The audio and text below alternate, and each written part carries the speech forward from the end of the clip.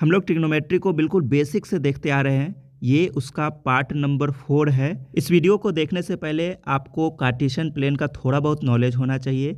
मैंने इस पे पहले ही एक वीडियो बना रखा है जो कि 5 मिनट का है। आप पहले उसे देख लो, फिर इस वीडियो को देखना, तब ज़्यादा समझ में आएगा। हे एवरीवन, इंडिया का सबसे बड़ा स्कॉलरशिप टेस्ट चल रहा है जो कि नेक्स्ट टेस्ट 13 फरवरी को होने वाला है। इसमें 20 लाख तक कॉलेज ग्रांट जीतने का आपको मौका मिल रहा है। क्लास 7 से 12 तक के स्टूडेंट इसमें पार्टिसिपेट कर रहे हैं। आप अभी तक नहीं किए हैं तो जल्दी से खुद को इनरोल कर लीजिए। इसमें एक्साइटिंग रिवार्ड्स भी आप जीत सकते हैं, जैसे कि MacBook, iPhone, iPad, Amazon Echo Dot and many more. और इसके साथ साथ स्कॉलरशिप के डिफरेंट स्लैब भी हैं। साथ साथ आपको अनअकैडमी के सब्सक्रिप्शन पे ढेर सारे ऑफर मिल रहे हैं। अगर आप 3 मंथ्स के जेई सब्सक्रिप्शन लेते हैं तो 1 मंथ्स का एक्सटेंशन फ्री दिया जा रहा है। 6 मंथ जेई का लेते हैं तो 1 month JEE extension plus 2 month का 12 सीबीएसई फ्री आपको मिल रहा है। और आप 24 मंथ जेई लेते हैं तो 4 month JEE extension plus 12 month आपको सीबीएसई क्लास 12 के फ्री क्लासेस मिलेंगे। और अनअकैडमी के सबसे बड़े और लेटेस्ट ऑफर के बारे में मैं आपको बता दूं कि ये आपके जेई के प्रिपरेशन को आसमान तक लेकर जाने वाला है। हम बात कर रहे हैं UA lite for JEE 2022 and 2023। जो लर्नर्स अनअकैडमी के सब्सक्रिप्शन को अफोर्ड नहीं कर सकता है वो ये पेड टेस्ट सीरीज ज्वाइन कर सकता है, जो कि 30% के डिस्काउंट पे मिल रहा है। लेकिन ये ऑफर 23 फरवरी तक ही वैलिड है। तो आपके पास अर्ली बर्ड डिस्काउंट में 3 ड्यूरेशन है। 3 months and 6 month is ideal for JEE 2022 and 18 month is ideal for JEE 2023। इस टेस्ट में 30,000 प्रैक्टिस क्वेश्चन है और आप टेस्ट के बाद टॉप एजुकेटर्स के द्वारा कंप्लीट एनालिसिस भी कर पाओ। आप Monday to Thursday daily practice paper भी सॉल्व कर सकते हैं, जिसमें 30 क्वेश्चन आपको 30 मिनट में सॉल्व करने होंगे। इसमें हर वीक में 10 लकी विनर्स को सरप्राइज गिफ्ट भी दिया जाएगा। टॉपर्स के साथ स्कोर मैच करने का अच्छा तरीका है। सारे का लिंक आपको डिस्क्रिप्शन में मिल जाएगा। एनी पेड सब्सक्रिप्शन के लिए मेरा कोड यूज करें PRKU10। आप सब कार्टेशियन प्लेन के बारे में सुने होंगे। ये कार्टेशियन प्लेन में एक्स एक्सिस का पॉजिटिव पार्ट है, ये निगेटिव पार्ट है। ये वाई एक्सिस का पॉजिटिव पार्ट है और ये वाई एक्सिस का निगेटिव पार्ट है। बीच में ओरिजिन होता है जिसका कोऑर्डिनेट 0 0 होता है। तो यहाँ से यानी ओरिजिन से आपको 1 यूनिट का डिस्टेंस मेजर करना है। मान लीजिए 1 यूनिट का डिस्टेंस यहाँ तक आया होगा, इसको हम लोग P पॉइंट बोल देते हैं। तो ये OP जो है ये रेडियस मान के आपको एक यहाँ से एक सर्किल ड्रॉ करना है, ठीक है ना। OP रेडियस का एक सर्किल ड्रॉ करना है इस तरह से। तो चलिए पहले सर्किल ड्रॉ कर लेते हैं। ये रहा OP रेडियस का एक सर्किल, जिस पे ये P पॉइंट जो है वह इस तरह से पूरा सर्किल पे घूमने वाला है। मान लीजिए ये P पॉइंट यहाँ पे आ जाए, ये P पॉइंट यहाँ पे आ जाए, ठीक। तो आपको ये जान के हैरानी होगा कि इसका जो कोऑर्डिनेट होगा वो cos थीटा sin थीटा होगा। इसका जो कोऑर्डिनेट होगा वो cos थीटा sin थीटा होगा। लेकिन इसके बीच का एंगल पॉजिटिव x डायरेक्शन और P के बीच का जो एंगल बन रहा होगा वो थीटा होना चाहिए। तो ये कोऑर्डिनेट आपको cos थीटा sin थीटा देता है। अब ये ध्यान से देखिए ये कैसे होता है। ये आपको एक राइट एंगल ट्रायंगल बनता हुआ दिख रहा है। ये मैंने इसको M नाम दिया। तो ये ट्रायंगल को मैं यहाँ बना रहा हूँ, ध्यान से देखना। ये राइट एंगल ट्रायंगल को मैंने यहाँ ड्रॉ किया। ये O है, ये M है और ये P है और ये एंगल थीटा है। तो आप मुझे बताओ कि ये एक्स एक्सिस पे ये जो डिस्टेंस है OM, ये बेस हो गया और ये हाइपोटेनस हो गया। ये हाइपोटेनस है OP आपका, ठीक है। ये बेस है, ये हाइपोटेनस है और ये रेडियस है 1 यूनिट का। तो हाइपोटेनस यहाँ पे 1 है।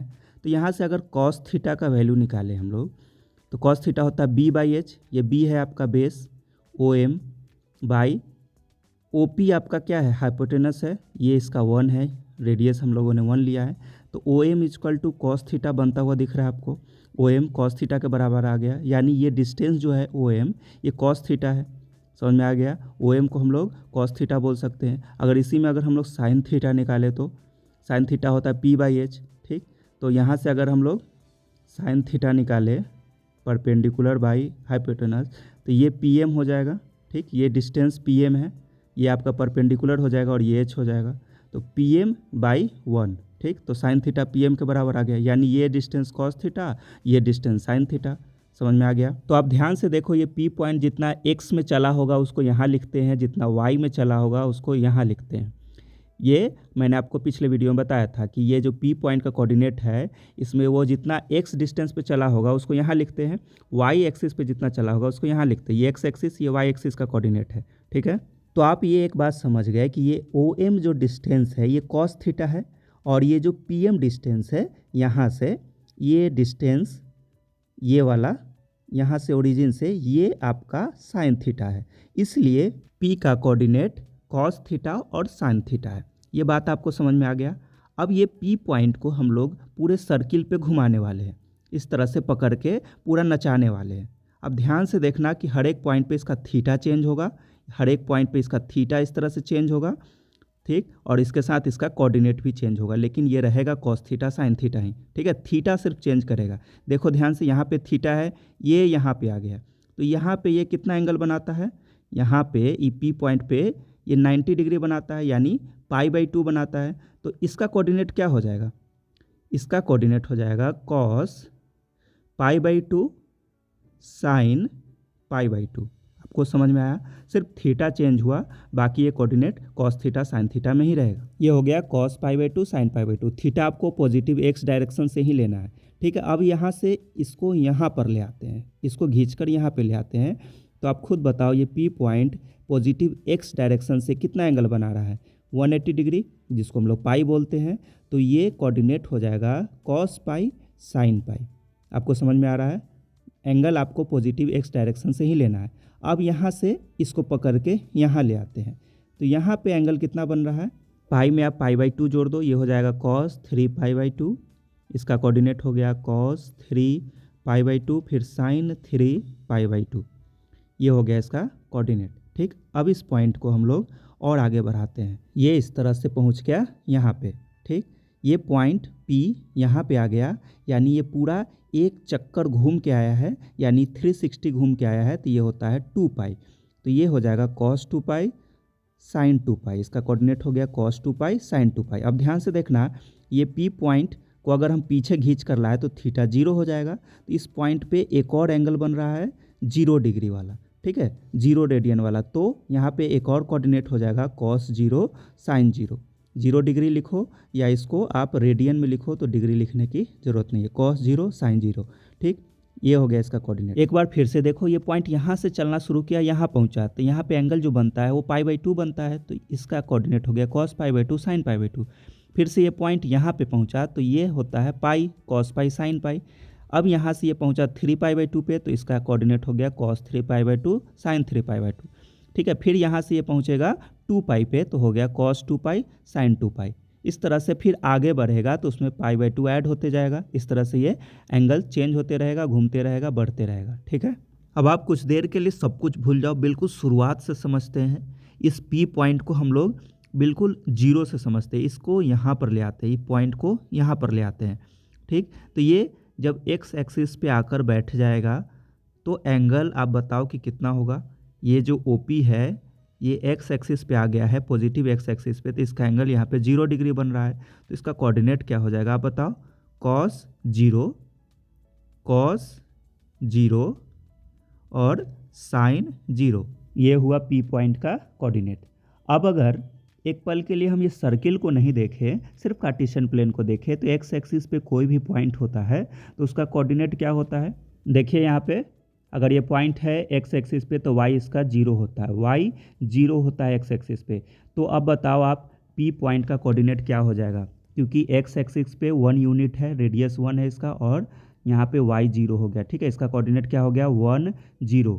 तो आप यहाँ से एक बात समझ सकते हो कि cos 0 का वैल्यू 1 होता है, 1 होता है cos 0 का वैल्यू, और साइन 0 का वैल्यू 0 होता है। यहाँ से एक बात समझ में आया हमें, ये इसके इक्वल है, ये इसके इक्वल है, क्योंकि एक ही पॉइंट का ये दोनों कोऑर्डिनेट है, इसलिए हम लोगों ने ऐसा लिखा है। अब ये मान लीजिए ये पॉइंट को हम लोग बढ़ाकर यहाँ से यहाँ ले आए, पाई/2 पे ले आए, तो थीटा यहाँ पे पाई/2 हो गया। तो आप इसका कोऑर्डिनेट क्या लिखोगे, cos पाई/2 साइन पाई/2, ठीक है। इसका कोऑर्डिनेट क्या लिखोगे, cos पाई/2 साइन पाई/2, क्योंकि यहाँ पे थीटा जो है पाई/2 हो गया है। और अगर कार्टेशियन प्लेन को देखें तो देखिए वाई एक्सिस पे x 0 होता है, ठीक है, x 0 होता है और y का कुछ वैल्यू होता है। तो यहाँ पे y जो है 1 है और x 0 होगा, ठीक है। ये वाला लेंथ हम लोग 1 यूनिट लिए थे, ठीक है। रेडियस है ये 1, ये भी 1 होगा, ये भी 1 होगा, ये भी 1 होगा, ठीक है। तो ये रेडियस है 1 और x यहाँ पे 0 होता है, तो यहाँ पे इसका वैल्यू हो जाएगा 0 1। इसका कोऑर्डिनेट क्या हो गया 0 1, तो यहाँ पे लिख देते हैं 0 1, यानी ये इसके बराबर हो गया और ये इसके बराबर हो गया। इस तरह से आप इसका वैल्यू निकालोगे। यहाँ से एक बात समझ में आ गया, ये P पॉइंट है, ये cos 90 cos π/2 0 होता है, sin 90 1 होता है, sin π/2 का वैल्यू 1 होता है। अब ये P पॉइंट को हम लोग यहाँ पर ले आते हैं, ठीक। ये P पॉइंट यहाँ से यहाँ पे आ गया, कितना डिग्री चला, पाई रेडियन चला, ठीक है, 180 डिग्री। तो इसका कोऑर्डिनेट क्या हो जाएगा cos π sin π, ठीक है, क्योंकि थीटा पाई हो गया है।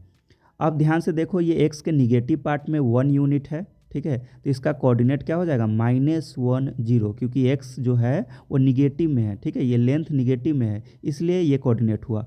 अब देख रहे हो कि ये इसके इक्वल हो गया और ये इसके इक्वल हो गया। अब ध्यान से समझिए इस बात को कि यहाँ पे थीटा जो है वो पाई हो गया था, यहाँ से ये 180 डिग्री होता है, पाई होता है, इसलिए इसका कोऑर्डिनेट cos π sin π हुआ। तो यहाँ से cos π -1 के बराबर हुआ, sin π 0 के बराबर हुआ। इस तरह से हमें पता चला ये। अब हम लोग ये P पॉइंट को और घुमाकर यहाँ पर ले आए हैं 3 π/2 पे। ये पॉइंट P यहाँ पे आ गया। अब इसका एंगल कितना होता है 3 π/2, तो कोऑर्डिनेट कितना हो जाएगा cos 3 π/2 sin 3 π/2। इसका कोऑर्डिनेट हो गया ये। अब आप ध्यान से देखो, कार्टेशियन प्लेन की मदद से ये यूनिट कितना है 1, और चूंकि ये पॉइंट P y एक्सिस पे लाई कर रहा है, ये y एक्सिस है आपका, तो यहाँ पे x 0 होता है, तो x के जगह पे यहाँ पे 0 लिखेंगे, ठीक, और y निगेटिव में -1 है, तो यहाँ पे -1 लिखेंगे। तो ये इसका कोऑर्डिनेट हो गया। P का कोऑर्डिनेट क्या हो गया 0 -1, ठीक। तो अब आप क्या देख रहे हो कि cos 3 π/2 का वैल्यू 0 हो गया और sin 3 π/2 का वैल्यू -1 हो गया। चलिए ये समझ में आ गया। अब P पॉइंट को यहाँ से यहाँ ले जाते हैं, देखते हैं क्या क्या चेंज हुआ, ठीक। ये P पॉइंट जब यहाँ से यहाँ जाएगा, यानी ये पूरा एक चक्कर मार के आया है, तो ये एक चक्कर का एंगल कितना होता है 2 π, ठीक। तो ये हो जाएगा कोऑर्डिनेट इसका cos 2 π और sin 2 π, ठीक है। इसका x एक्सिस हो गया cos 2 π और ये sin 2 π। अब अगर हम लोग कार्टेशियन प्लेन की बात करें तो इसका क्या होगा, x एक्सिस पे है तो y 0 होता है और इसका रेडियस कितना है 1, तो 1 और ये 0 हो जाएगा, ठीक है। इसका कोऑर्डिनेट 1 0 हो गया। तो आप देख रहे हो cos 2 π 1 आ गया और sin 2 π 0 हो गया। अगर आपने इस तरह से कॉन्सेप्ट को समझ लिया है तो फिर वैल्यू को रटने की ज़रूरत नहीं है। चलिए अब देखिए, ये P पॉइंट का कोऑर्डिनेट मैंने आपको क्या बताया है, ये होता है 1 और 0, x एक्सिस का y 0 होता है, तो ये हो गया 1 और 0। और साइन थीटा कॉस थीटा में क्या होता है cos 0 और sin 0, ये भी कोऑर्डिनेट होता है। तो आप देख रहे हो साइन 0 0 डिग्री पे 0 है, ठीक है ना, साइन 0 0 है क्योंकि यहाँ पे थीटा 0 है। तो जब जब ये पॉइंट x एक्सिस पे होगा तो उस समय साइन 0 होगा, क्योंकि x एक्सिस पे y 0 होता है। तो जब जब ये x एक्सिस पे होगा तब तक 0 होगा। जैसे यहाँ पर अगर आया पॉइंट तो यहाँ भी साइन थीटा 0 होता है, यहाँ भी साइन थीटा 0 होता है, क्योंकि x एक्सिस पे y 0 होता है। तो यहाँ से एक बात समझ में आता है कि साइन थीटा 0 कब कब होगा, साइन थीटा 0 कब कब होगा, जब थीटा का वैल्यू 0 होगा, जब यहाँ पे पॉइंट होगा यानी थीटा का वैल्यू 0 होगा, फिर यहाँ पे ये पाई पे साइन थीटा 0 होगा, फिर एक बार और चक्कर मार के आया 2 पाई पे 0 होगा। इस तरह यह बढ़ते जाएगा 0 पे, पाई पे, फिर 2 पाई पे, फिर 3 पाई पे, फिर 4 पाई पे, इन सारे एंगल्स पे साइन थीटा 0 होगा। समझ में आया।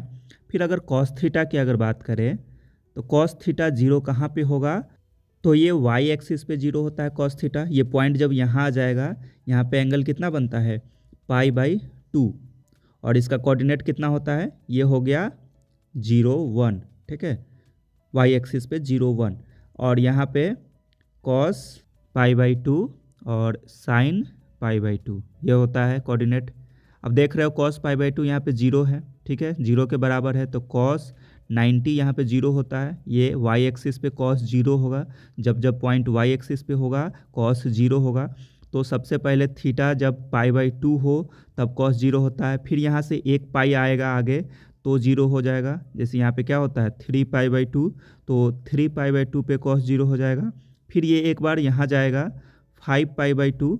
इस तरह से ये π/2 का ऑड मल्टीपल आते रहेगा, 1/2, 3/2, 5/2, 7/2 इस तरह से। अब आप कहोगे कि सर ऊपर ना जाके अगर हम पॉइंट को नीचे ले जाएं, इस तरह से यहाँ से इधर ले जाएं तो क्या होगा? तो आप देखो साइन थीटा 0 उस समय भी होगा जब इधर से आप यहाँ जाओगे, तो आप इसको लिखोगे -π, फिर यहाँ से इधर जाएगा -2π, फिर इस तरह से ये एंगल माइनस में बढ़ते चला जाएगा। यहाँ पे साइन थीटा 0 हो रहा है। फिर कॉस थीटा की बात करो, कॉस थीटा को हम लोग 0 इधर से अगर देखते हैं तो यहाँ से ये -π/2 यहाँ पे आ जाएगा, ठीक। तो यहाँ पे भी कॉस थीटा 0 होगा। फिर यहाँ से एक चक्कर यहाँ जाएगा -3π/2 हो जाएगा, वहाँ भी 0 होगा। तो आप अगर ध्यान से दोनों तरफ देखो तो एक बात समझ में आ रहा होगा कि थीटा 0, π, 2π इस तरह से इधर बढ़ रहा है पॉजिटिव में, और इधर -π, -2π, -3π निगेटिव में बढ़ रहा है। तो एक बात तो साफ है कि साइन थीटा 0 कब कब होगा?